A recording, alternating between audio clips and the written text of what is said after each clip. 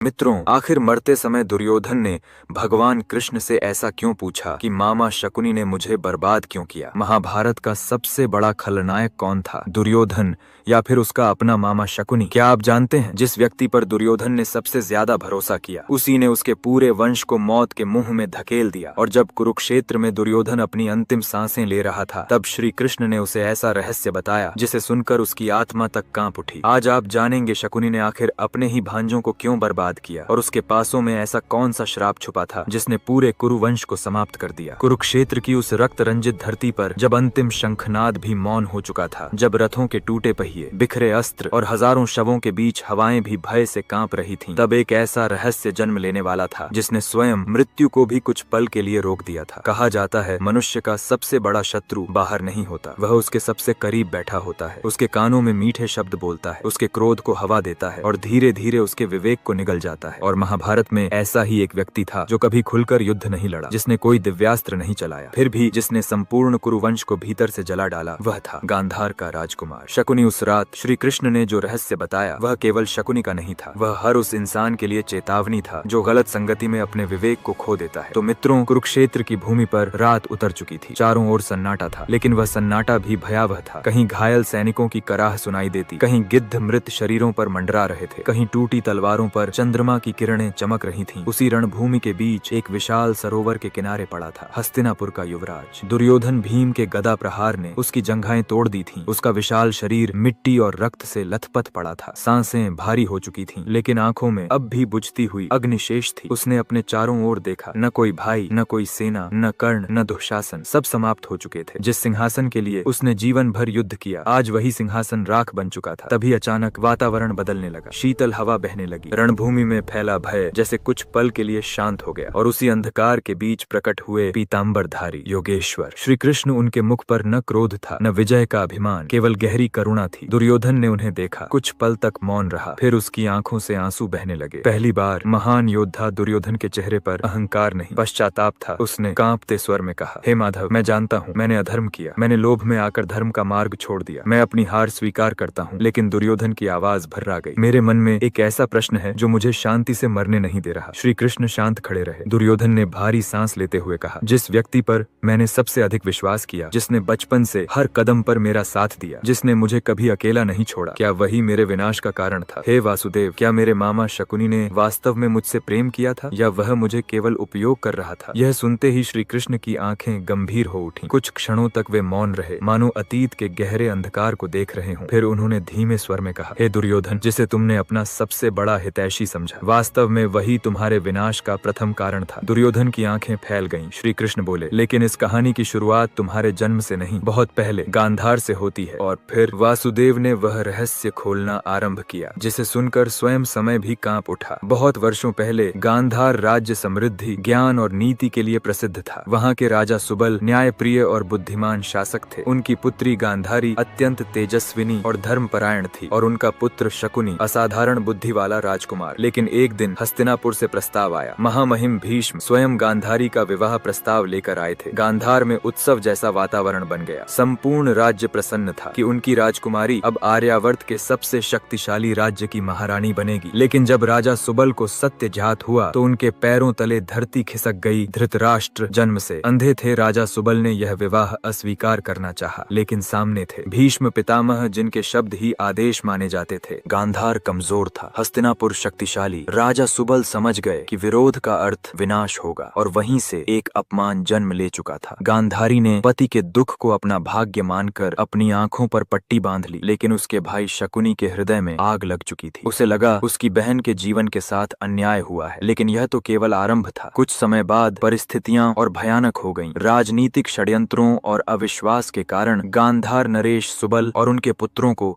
बंदी बना लिया गया। उन्हें हस्तिनापुर के कारागार में डाल दिया गया। वह कारागार नरक से भी भयावह था। अंधेरी कोठरी, टूटी दीवारें और भोजन में प्रतिदिन केवल एक मुट्ठी अन्न। धीरे धीरे सब समझ गए, यह कैद नहीं, धीमी मृत्यु थी। दिन बीतते गए, राजकुमार एक एक कर भूख से तड़पने लगे। उनकी आंखें धंस गईं, शरीर कमजोर हो गए। तभी एक रात राजा सुबल ने अपने पुत्रों को बुलाया। उन्होंने कांपते स्वर में कहा, हम सब जीवित नहीं बचेंगे, लेकिन हमारे वंश का एक व्यक्ति अवश्य जीवित रहना चाहिए जो इस अन्याय का प्रतिशोध ले सके। और फिर उन्होंने वह भयानक निर्णय निर्णय लिया। सभी भाइयों ने अपना अन्न एक व्यक्ति को देना शुरू कर दिया। वह था शकुनी। शकुनी अपने भाइयों को तड़प तड़प कर मरते देखता रहा, अपने पिता को कमजोर होते देखता रहा, लेकिन कुछ नहीं कर सका। उसके भीतर करुणा मर चुकी थी, अब वहाँ केवल प्रतिशोध था। अंतिम समय में राजा सुबल ने शकुनी का हाथ पकड़कर कहा, हस्तिनापुर को कभी मत भूलना, उनके अभिमान को नष्ट कर देना। और फिर उन्होंने अंतिम सांस ले ली। कहते हैं उस रात शकुनी ने अपने पिता की अस्थियों से पासे बनाए, ऐसे पासे जो केवल हड्डियां नहीं थे बल्कि एक मृत वंश का श्राप थे। उस दिन शकुनी ने प्रतिज्ञा ली, मैं हस्तिनापुर को भीतर से तोड़ दूंगा। श्री कृष्ण की बातें सुनकर दुर्योधन का चेहरा पीला पड़ गया, उसकी सांसें तेज हो गईं। तो मैं केवल एक मोहरा था, उसने कांपते स्वर में पूछा। श्री कृष्ण बोले, हाँ दुर्योधन, शकुनी ने तुम्हें कभी प्रेम नहीं किया, उसने तुम्हारे भीतर की ईर्ष्या को हथियार बनाया। वह जानता था कि बाहर से हस्तिनापुर को हराना असंभव है, इसलिए उसने भीतर से विष फैलाया। जब तुम बालक थे तब तुम्हारे मन में पांडवों के प्रति केवल प्रतिस्पर्धा थी, लेकिन शकुनी ने उसे घृणा में बदल दिया। दुर्योधन की आंखों के सामने बचपन की स्मृतियां घूमने लगी। उसे याद आया कैसे शकुनी हर बार कहता था, देखो दुर्योधन, भीम तुमसे अधिक बलवान है, अर्जुन तुमसे अधिक प्रिय है, एक दिन पांडव तुमसे सब कुछ छीन लेंगे। धीरे धीरे उसके भीतर भय जन्म लेने लगा और वही भय घृणा बन गया। श्री कृष्ण बोले, लाक्षागृह का षड्यंत्र, वनवास, द्यूत क्रीड़ा, द्रौपदी का अपमान, इन सब के पीछे वही था, लेकिन उसने कभी स्वयं कुछ नहीं किया, हर बार तुम्हें आगे किया। दुर्योधन अब कांप रहा था, उसके होंठ सूख चुके थे और मैं मूर्ख की तरह उसके शब्दों पर विश्वास करता रहा। उसने टूटे स्वर में कहा। श्री कृष्ण ने गंभीर दृष्टि से उसे देखा। मनुष्य का पतन तब शुरू होता है जब वह अपने विवेक को किसी और के हाथों सौंप देता है। शकुनी ने तुम्हें क्रोधित किया, लेकिन निर्णय तुमने लिए। उसने मार्ग दिखाया, लेकिन उस पर चले तुम। दुर्योधन की आंखों से आंसू बहने लगे। उसे पहली बार अपने अपराधों का भार महसूस हो रहा था। तभी अचानक उसे द्यूत सभा का वह दृश्य याद आया। द्रौपदी रो रही थी, भीष्म मौन थे, धृतराष्ट्र भयभीत थे और शकुनी वह मुस्कुरा रहा था। आज दुर्योधन समझ गया, उस मुस्कान में स्नेह नहीं था, वह प्रतिशोध की विजय थी। श्री कृष्ण ने आगे कहा, हे दुर्योधन, जिस दिन द्रौपदी का अपमान हुआ उसी दिन तुम्हारे विनाश का निर्णय हो चुका था, क्योंकि जहाँ स्त्री का अपमान होता है वहाँ धर्म कभी नहीं टिकता। शकुनी यह भली भांति जानता था, इसीलिए उसने तुम्हारे अहंकार को इतना बढ़ाया कि तुम मर्यादा ही भूल गए। दुर्योधन अब रो रहा था। वह बोला, हे माधव, मैंने जीवन भर स्वयं को विजेता समझा, लेकिन वास्तव में मैं तो एक कठपुतली था। श्री कृष्ण ने कहा, नहीं दुर्योधन, तुम केवल कठपुतली नहीं थे, तुम्हारे भीतर भी अहंकार था। यदि मन शुद्ध हो तो संसार का सबसे बड़ा छल भी मनुष्य को नहीं गिरा सकता, लेकिन जब भीतर लोभ और क्रोध हो तब एक मीठा शब्द भी विनाश का कारण बन जाता है। कुरुक्षेत्र की हवा और ठंडी हो चुकी थी, दूर कहीं अग्नि जल रही थी। दुर्योधन ने आकाश की ओर देखा, उसे अपने निंदानले भाइयों के चेहरे दिखाई देने लगे। कर्ण का चेहरा, दुशासन और अंत में शकुनी। अब वह समझ चुका था, जिस व्यक्ति को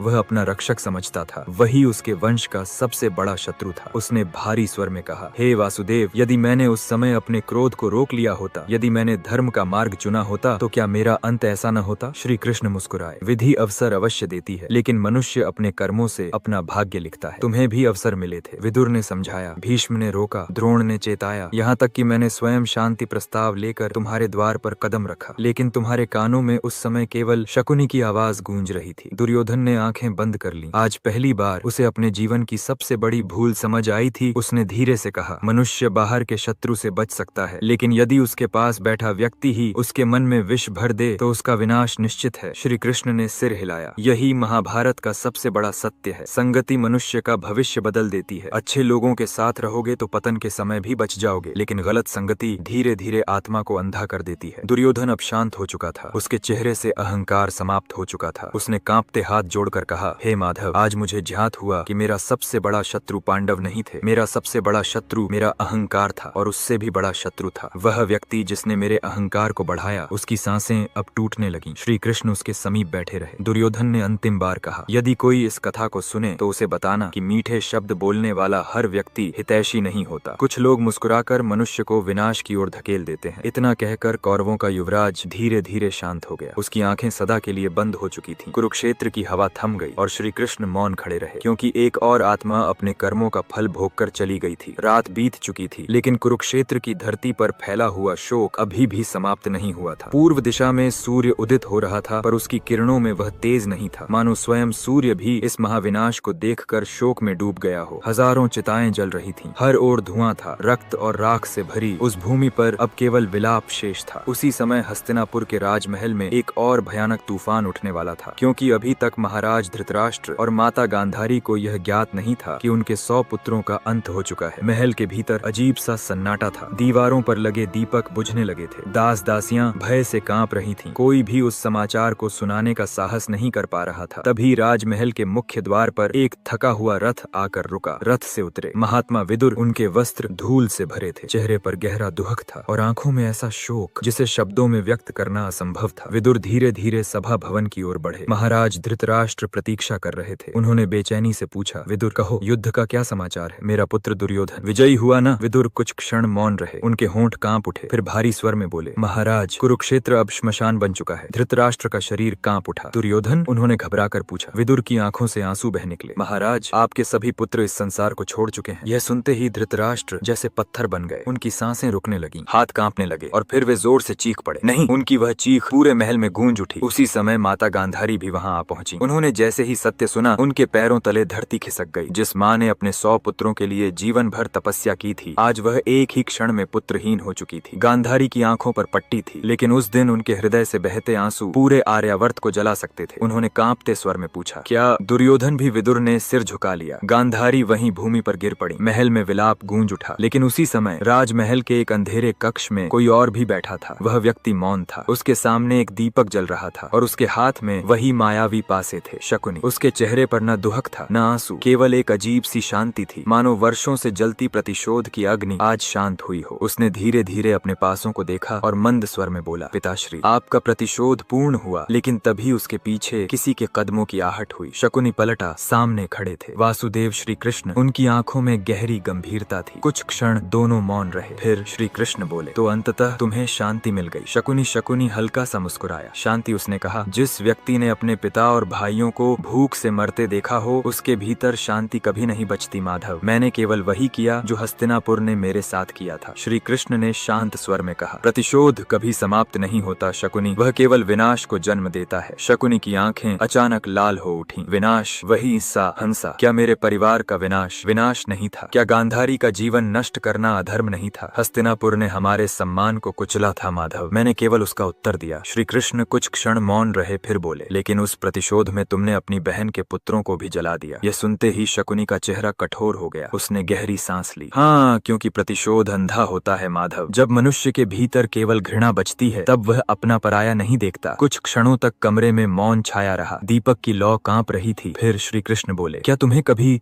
दुर्योधन पर दया नहीं आई? शकुनी की आंखों में पहली बार हल्की पीड़ा दिखाई दी। उसने धीमे स्वर में कहा, दुर्योधन बुरा नहीं था, वह केवल अत्यधिक अहंकारी था। यदि मैं चाहता तो उसे धर्म का मार्ग भी दिखा सकता था, लेकिन मैंने उसके भीतर की ईर्ष्या को बढ़ाया, क्योंकि मुझे हस्तिनापुर को टूटते देखना था। उसकी आवाज भारी हो गई और आज सब समाप्त हो गया। तभी अचानक बाहर से तेज हवा चली। दीपक बुझ गया। कमरे में अंधकार फैल गया। श्री कृष्ण ने कहा, नहीं शकुनी, कुछ भी समाप्त नहीं हुआ। आज जो हुआ उसकी कथा युगों तक सुनाई जाएगी। लोग सीखेंगे कि प्रतिशोध अंततः स्वयं को भी भस्म कर देता है। शकुनी मौन हो गया। उसने पहली बार अपने हाथों को देखा, मानो उन पर हजारों लोगों का रक्त दिखाई दे रहा हो। उसे याद आने लगे दुर्योधन का बचपन, दुशासन की हंसी, गांधारी का स्नेह, और अचानक उसकी आंखों से आंसू बह निकले। मैं जीत कर भी हार गया माधव, वह टूटे स्वर में बोला। मैंने हस्तिनापुर को तो नष्ट कर दिया, लेकिन स्वयं को भी खो दिया। श्री कृष्ण ने कहा, यही अधर्म का अंतिम परिणाम है। मनुष्य सोचता है कि वह दूसरों को जला रहा है, लेकिन धीरे धीरे वही अग्नि उसकी आत्मा को भी भस्म कर देती है। शकुनी अब पूरी तरह टूट चुका था। उसने कांपते स्वर में पूछा, क्या मेरे लिए कोई मुक्ति नहीं है? माधव, श्री कृष्ण ने शांत स्वर में कहा, हर आत्मा को मुक्ति का अवसर मिलता है, लेकिन पहले उसे अपने कर्मों का सत्य स्वीकार करना पड़ता है। शकुनी ने आंखें बंद कर ली। आज पहली बार उसे अपने अपराधों का भार महसूस हुआ। उसी समय महल के बाहर एक और घटना घट रही थी। अश्वत्थामा क्रोध से पागल हो चुका था। अपने पिता द्रोणाचार्य की मृत्यु और कौरवों की हार ने उसके विवेक को नष्ट कर दिया था। उसकी आंखों में केवल प्रतिशोध था। रात के अंधेरे में वह पांडव शिविर की ओर बढ़ा। उसके हाथ में दिव्यास्त्र चमक रहा था। उसने मन ही मन कहा, यदि कौरव नष्ट हुए हैं तो पांडव भी जीवित नहीं बचेंगे। और फिर उसने सोते हुए उप पांडवों का वध कर दिया। निर्दोष बालकों की चीखें रात में गूंज उठीं। जब यह समाचार द्रौपदी तक पहुंचा तो उसका हृदय फट गया। वह रोते हुए श्री कृष्ण के पास पहुंची। हे माधव, क्या यह प्रतिशोध कभी समाप्त नहीं होगा? श्री कृष्ण ने गंभीर स्वर में कहा, यही तो संसार का सबसे बड़ा विषय है,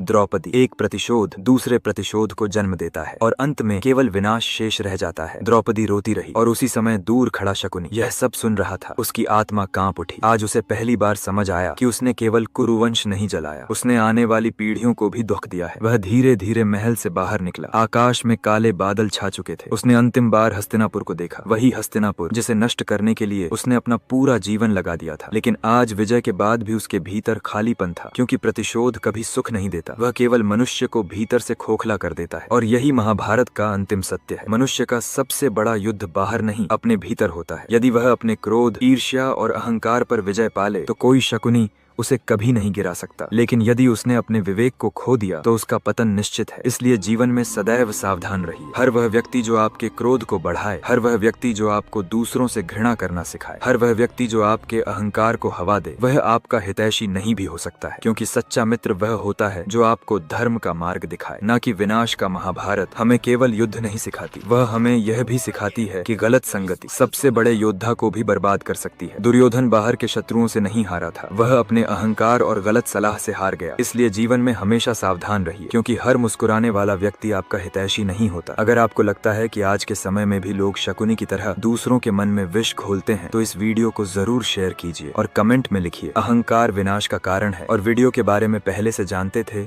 या नहीं, वो भी कमेंट बॉक्स में जरूर बताएं। और वीडियो को लाइक शेयर करके चैनल को सब्सक्राइब जरूर कर ले। धन्यवाद।